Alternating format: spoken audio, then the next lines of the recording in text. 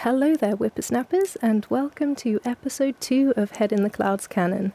Today we're here at Nordhagen Beach, where if we just spin around ever so slightly, we'll see why it's a bit exciting. Ta-da! Now, if you haven't seen episode 1 yet, I'll leave a link to that in the description below. And before we get into today's tour, I actually have a little update on Grandma Iris to share with you, so buckle up for some high-octane thrills. So Abe just popped by Iris's cabin to do a little bit of tidying up and assistance, as he often does, straighten up this life ring, until shots were fired. Aw, we were having such a... Aw, too bad for you. Oh no, where is it? Okay, one lonely raider. Abe should have this completely under control.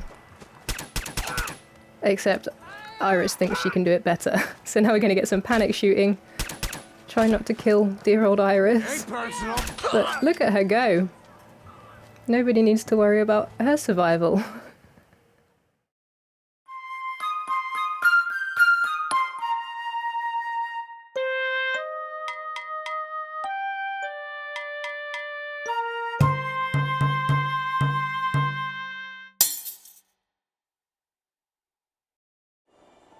So here we are for a lovely sunny day at the seaside.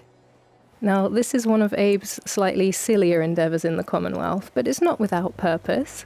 I think before we get into the arcade, we'll just have a little look at what's going on with the original settlers, who've kindly allowed this monstrosity to be built on their land.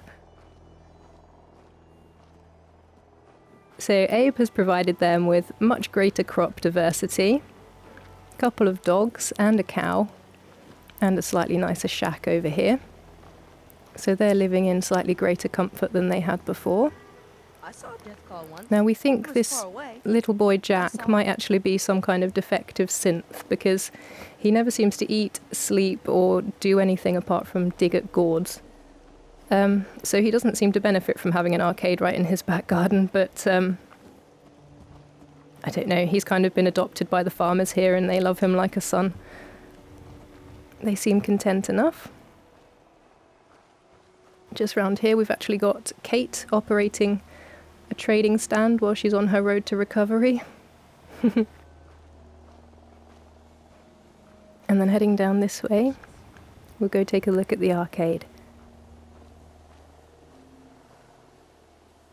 So the main function of this arcade is when the Minutemen need a bit of a break because they work very hard, they've got somewhere to come and blow off some steam and have a little bit of fun. You might notice there's actually a fair few elderly folk that seem to want to come and visit here. I don't know if it's got a bit of a Florida vibe or Great Yarmouth for those of us in the UK. Yeah, there's no Minutemen around today, but we do have our regulars. This over here is Jez, sort of our bouncer weapons valet. No weapons, no fighting, no chems, and he enforces that very strictly. Good clean fun only, please. So you can pass him your weapon on the way in. He'll take good care of it and give it back to you when you leave. So damn hungry. There goes Emmeline, one of our older visitors. If you need fixing up, let's get a look She's at got a little stand over there where she likes to make shell jewellery that she finds on the beach. The shells, not the jewellery. And that's her husband Irving, out for a little walk. Now he actually likes to make himself useful on maintenance of some of the arcade machines. We might see him at work a little bit later. First of all, I think we'll go and take a look at Rufy's bar.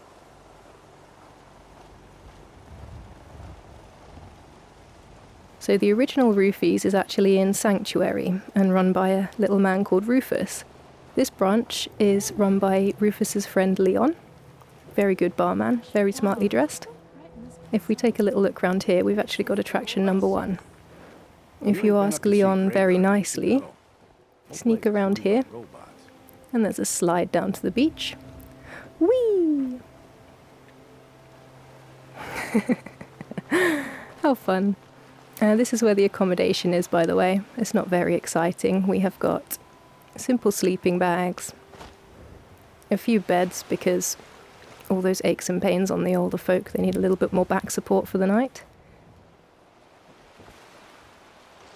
just somewhere for people to stay if they can't make it home. Anyway, back to roofies.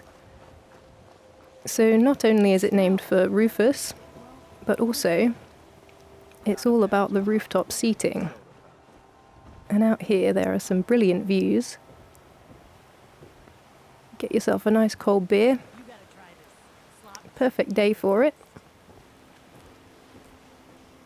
And take your pick of these wonderful parasol tables. Smelled like weird. All the soda you can drink. If we head up one more level, don't know if we'll find anyone up here today. Ooh, a ghost bicycle. You just can't lose. Ooh, there's the lovely Brenda. The power cycle ain't all bad. Now Brenda doesn't want to be frivolous. She does enjoy it here, but she wants to feel useful. So she's got this electricity generating bike plumbed right into the mains. It's completely unnecessary because there is a giant generator that provides absolutely everything they need here. But she thinks she's helping, and that's enough for her. Relaxing. As we work our way back round, we'll just spill some of her personal life. So Brenda actually has developed a real crush on Kate. I think there's something of Kate that reminds her of her younger self. She was also a little bit of a bruiser, much as she's calmed down in her later years. Kate just sees her as a lovely sort of motherly or grandmotherly figure. She finds some comfort and reassurance there. And meanwhile, Brenda is hopelessly head over heels in love. It's all a little bit sad. They share a beach hut over there. Ooh, husband and wife out for a walk. Irving's probably in her bad books because he's definitely got a bit of an eye for the ladies. His little friend over here named Mia is a particular favourite. He has a habit of just standing a little bit too close to her, making everyone uncomfortable. Don't think I don't see your plan. It's just wandering off because we're watching. Anyway, enough NPC drama. The fan's not I think we'll take a look inside the arcade now. Now this place is kind of one of those tumble-down seaside resorts where everything's a little bit rubbish, but it's got a sense of nostalgia and fun, and all the memories there are good and comforting, so you don't mind that it's all a bit rubbish. Let's have a look at some of these attractions. What do you think? Shall I embarrass myself? Ooh, take a breath, line it up, prepare to miss. Ooh, a bit of a weak shot, but it could have been worse. And we also have the hammer smash, where you can whack this doodad with the hammer, and it will tell you how strong you are, on a scale of 0 to 9.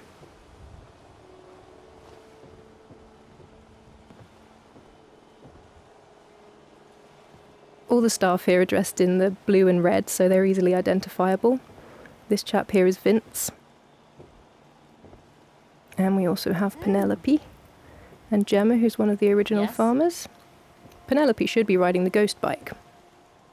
It's clearly got thirsty. And Deacon here is just very kindly modelling our novelty stocks. There's no cruelty involved, don't worry. Whoops, not the basket.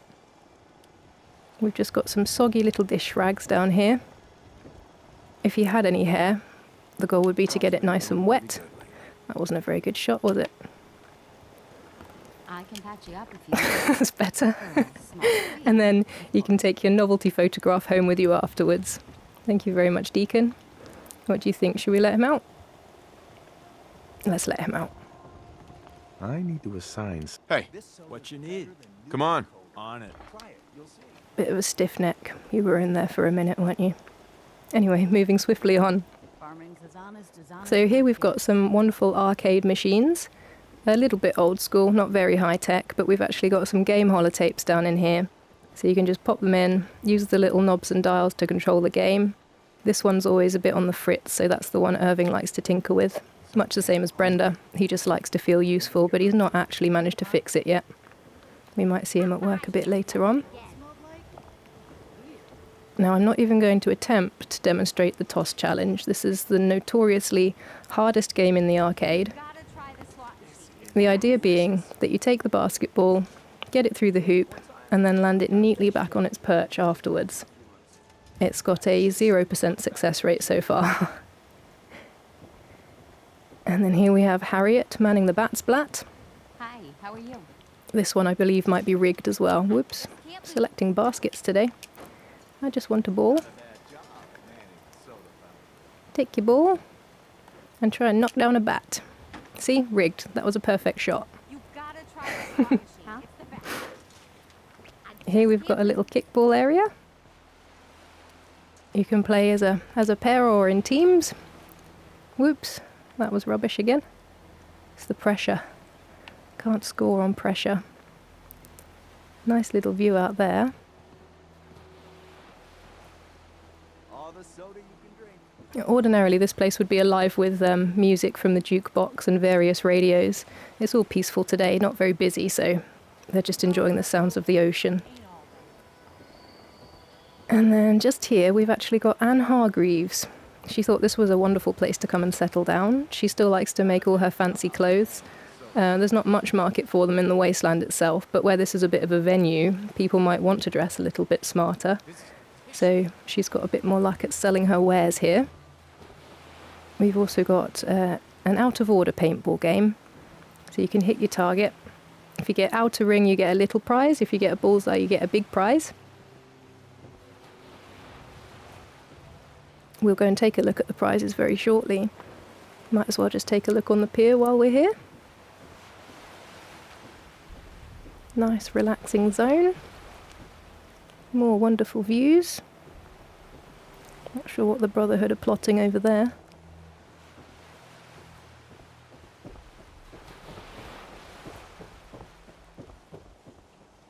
Okay, so if we head on up here first, if I can not miss. Yes. Here's where people can select their prizes. So we've got the lower tier stuff on the bottom, middling stuff in the middle, and then good prizes on the top. Except this Giddy Up Buttercup, where you actually have to win every single game if you want to take this home. So I think that might be gathering dust up there for quite some time to come. So damn hungry. And heading back down, we can come and have a look at the middle tier. Oh dear, we might have to take the shortcut. Traffic jam. Yeah. There we go. So this is a sort of grown-up area. We've got our slot machines for a spot of gambling. Not that we seem to have many children visiting at the moment, but word hasn't got around yet. We'll give it time. We've got Barney the barman. Slightly work shy, bit lazy, doesn't keep things in very good order up here. Not a patch on Leon, but he'll look after anyone who wants to come and sit up here. More nice seating. And then we've got this sort of adult lounge over here. Bit of reading material, another radio, games, pool table, sort of smoking lounge vibes. This looks quite nice at night time, so we'll probably come and take a look again when it's dark.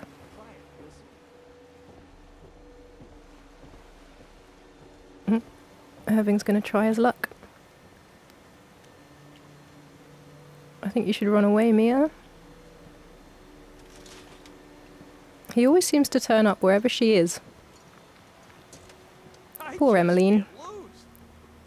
Yes. Right, let's try and... Whoop. Whoop. Oh, we're doing acrobatics today. There. That's the Nordhagen Arcade. You can just take a little wider view of it from over here. It does start to look very pretty at sunset. One that ends without an empty Hello, Emmeline. You might want to pop in and go and see what your husband's up to. He's getting creepy again.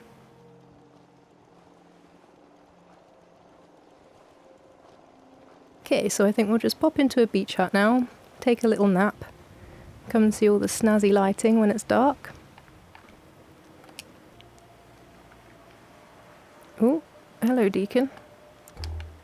Did you enjoy watching me sleep?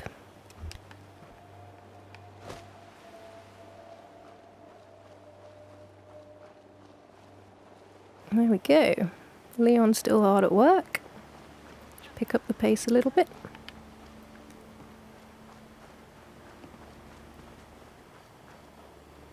There we go, that looks pretty cool at night time.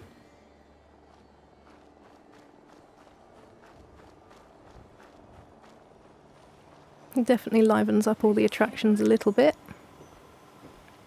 Only thing better than getting pissed. I'm amazed that everyone's actually working properly today. They're normally a little bit lazy, especially when there's no rowdy Minutemen coming in, Crap about me feelings on you a while ago. I hope it adds clamouring for their drinks and gambling away their caps. There he is, look, again. Again. Unbelievable. Where's Emmeline? Nowhere to be found. Poor lady. Right, let's try and escape this traffic jam. Oh, come on. Say something.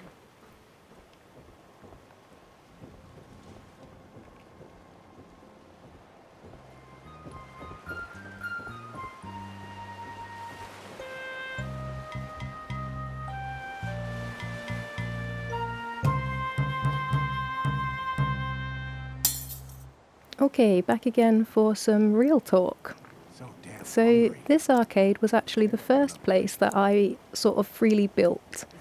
I'd previously worked on Sanctuary in the Castle, but that was all very much a learning activity. The first Roofies actually is in Sanctuary. We'll take a look at it at some point, but I think that'll be a place that we'll look back on and laugh at. These doors are all fully functional. It's hard to see without the little dialogue thingy, but it does look kind of cool when it's... There we go. I think they've got a pole or something to reach up there normally. I'll not do the whole lot. I'll be wasting too much time, but yeah. It looks quite effective. Any bad weather or nasty enemies. Can we get back in? So yeah, this was the first free build I attempted. It's fairly non-standard construction. I don't know why I didn't make life a little bit easier. I did have to learn a bit more about the pillar glitch here just to make some pieces of wall and bits and bobs fit into place. If we look up here, these are actually shack balcony railings just to plug up the gap where the roof wouldn't quite meet the walls. This was the first as well, the first creative use of the rug glitch I managed to use. I don't know if we'll be able to do this because Mr. Irving's finally doing some work. So these are all backward-facing vending machines. I don't think I even had the Nuka World DLC when I was building this, so I had no idea there was real arcade stuff to be got. But I don't know. I like to leave things kind of as they are when I built them, so I haven't put any of the new games in. So yeah, these are backward vending machines and TVs, jazzed up with some traffic lights. You gonna go?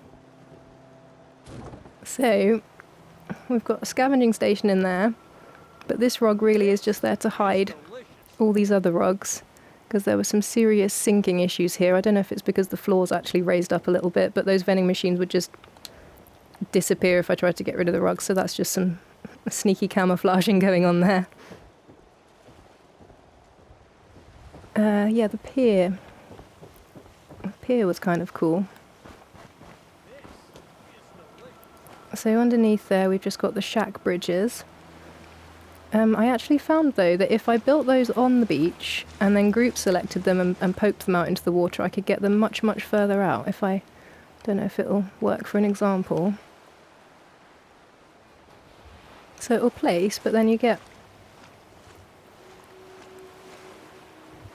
Ooh. Yeah, it gets a bit finicky when you get to the line and it doesn't want to place there. You can see those ones are just out a little bit further than this. It's probably not a very good angle. So it's happy there. I'm getting drifted out to sea. So yeah, I group selected them and they'd actually go out just that little bit more, which was really nice. So we could get the 3 shack bridges all the way up to where the sea meets the sand. And then because they're just a little bit too rickety on the top, we put some warehouse floor just throughout. Just finish it all off nice and smoothly. I mean, this is not going to be the most accomplished build, but I did think it was a little bit fun. I really do like all these older folk as well. I just come back here and wander around and spend time with them because I'm not sad at all. I think that's probably just about the extent. I mean, I did build this a little while ago now, so if there's anything I've kind of missed out, then please feel free to ask and I'll explain anything if I can remember how I did it. We've obviously got the Halloween content. I quite liked the variation, slightly more interesting little bulbs and things, just to keep it all snazzy looking. I don't even know if you can make those not be in the game anymore. I mean, they came with it when I got it. I didn't know what any of that was about, so they're in here. I apologise if that's cheating or something. Anyway, I think that's the extent of what I have to show you here at Nordhagen. So, if you are still here, thank you very much for joining me.